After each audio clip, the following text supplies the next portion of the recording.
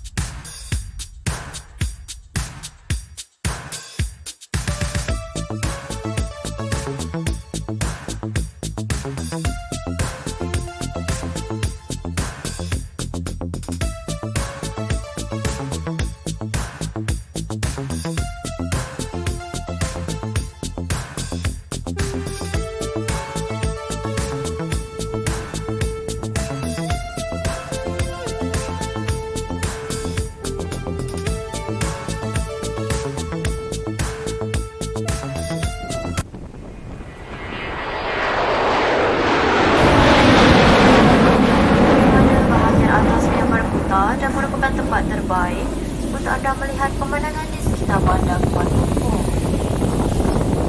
Brand Kuala Lumpur juga merupakan pelbagai tarikan seperti mini petting zoo, mini aquarium, kemas balik Kuala Lumpur dan banyak lagi. Dikelilingi oleh KLCC Park, pengunjung dapat menerokai hutan dan kagum dengan flora dan fauna yang terdapat di sini.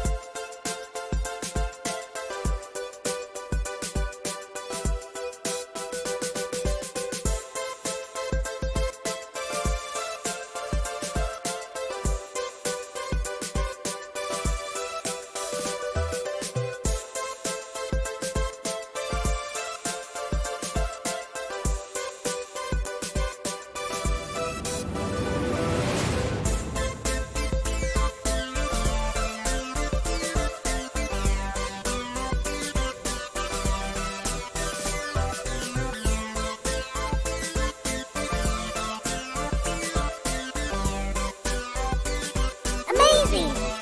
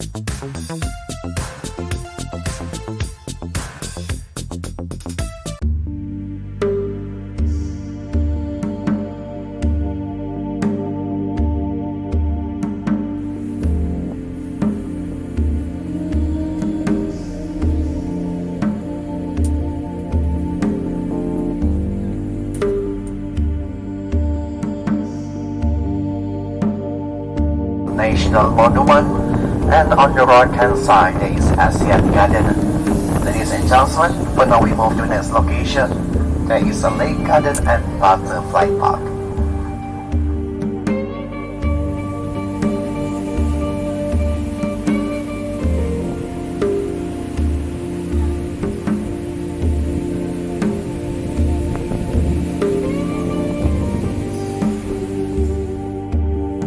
On the left hand side, there is a KL Park.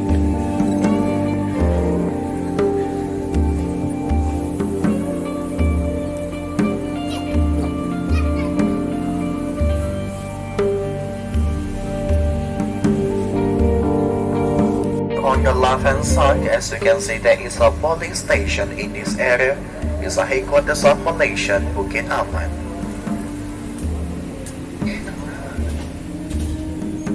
Your left hand side, as you can see, there is a national mosque. There is a beautiful mosque in Kuala Lumpur.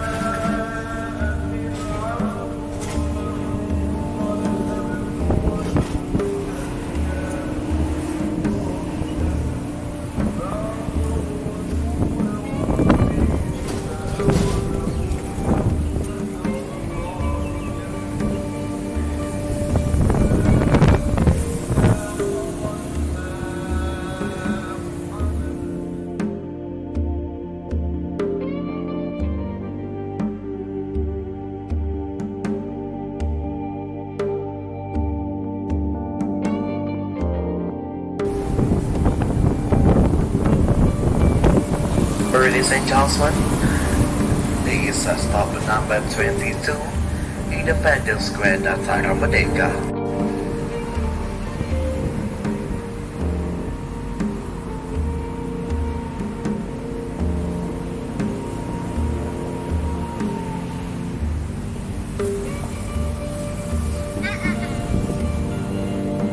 Ladies and gentlemen, on the right hand side there is a There is a Sultan Abdul Samad building.